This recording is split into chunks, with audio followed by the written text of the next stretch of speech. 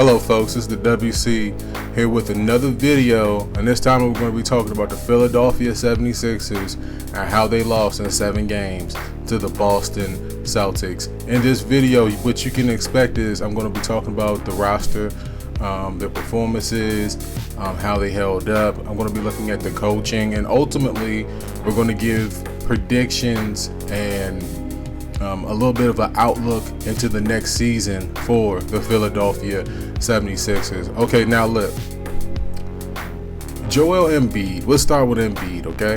And then we'll go to maybe Harden, right? Joel Embiid, all right, in this game, a Game 7 performance, right? This is the league MVP we talking about, right? Now, he's performed pretty darn well the whole series, but this is Game 7 we're talking about. And yes, I know he's been hurt.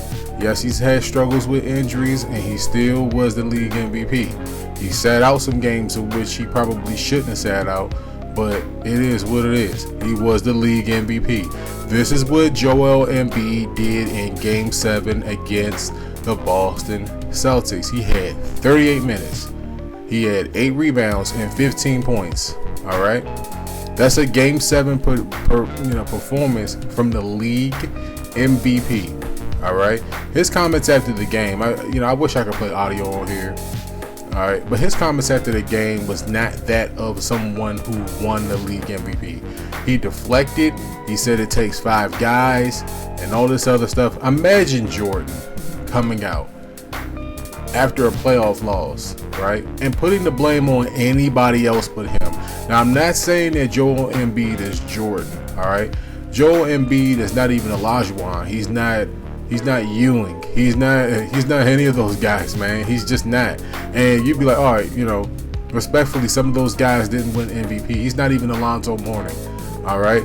This guy he's a hybrid power forward that kind of masquerades as a center. Yes, I'm talking about Joel Embiid. His game is pretty good, very fluid, but that's not comments of a league MVP. I wanted to make sure I took a good chunk of this first half of this video to speak directly on that, because I didn't like his comments after the game. I didn't like what he said after the game. It didn't sound like the league MVP talking. The league MVP is supposed to be saying, hey, we lost, it's on me. My performance wasn't good enough. All right, he's 3rd on the team in scoring in a Game 7, and his team didn't score over 100 in a Game 7. All right, somebody needs to get their ass back in the gym. All right, now let's look at James Harden. James Harden, I mean, look, the Game 1 shot was just cold-blooded. Honestly, with Joel Embiid not playing the first game, the 76ers looked like they were going to go on their way to basically upsetting the 76ers with the way that James Harden played in the first half of the series. Joel Embiid coming back kind of hurt the team to a specific degree in Game 2. I mean, they were able to bounce back and force a Game 7, but let's be honest, Joel Embiid coming back kind of hurt the flow of the team. I mean, we could be honest out here, can't we? I mean, we could be candid. We can speak candidly, can't we? Right? But James Harden's performance in this game, 41 minutes. All right. He had 41 minutes and 9 points. He didn't even have double figures in this game. I mean, he performed worse than Joel Embiid. Just non-existent in this Game 7. When Tobias Harris is your leading scorer in a Game 7, that's just, and it's not no shot at Tobias Harris. I mean, like, this Philadelphia bench is not as deep as you think it is.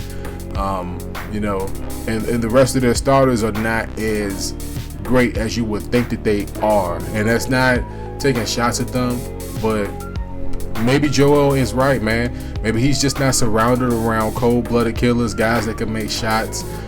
It's just very unfortunate for Joel Embiid, just the strength of his roster. I always wanted to ask guys like Charles Barkley this question. I always wanted to ask him this question. Would he trade in being MVP for a championship? And I'm probably going to start asking guys like Embiid those same questions. Would you trade in the ring for a championship? And I'm pretty sure that, not the ring, but the MVP trophy for a ring. And I'm pretty sure that I'm pretty sure he would do that, because it looks like, you know, Joker in the Western Conference, it looks like he's on his way to a ring. I'm just saying. I'm not saying, but I'm just saying at the current recording of this video, the playoffs are still going on. And Jokic is probably the runner-up for the MVP, and he's in the Western Conference Finals, and Embiid's going home. Now let's take a quick look at like Glenn Rivers. I know people call him Doc. I'm going to call him Glenn Rivers. Man, like the managing of this team. I mean, there's guys on this team that are very capable. They got no love in Game 7. They got no minutes in Game 7. Weren't a part of the rotation in Game 7. And, you know, when you really sit down and you think about it, the 76ers do have a lot of holes, man. They don't really have like a pure guard out here, man. Like it is what it is. Like Tyrese Maxey is more of a scorer. He's not necessarily a facilitator. And now you sit there and you say, oh, Harden led the lead in assists. Yeah, Harden led the lead in assists, but Harden is more of a hybrid. He's not like a Chris Paul. He's not like a floor general. He's not that type of guy. All right, he's a shooter first and a facilitator second.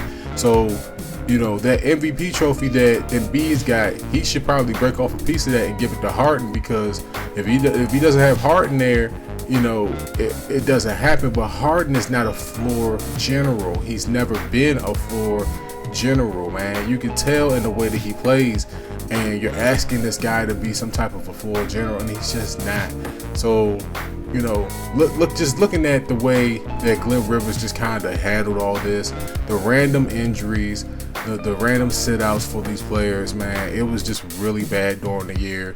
There were games in which Embiid looked like he could have played. He didn't play. He still won MVP despite that.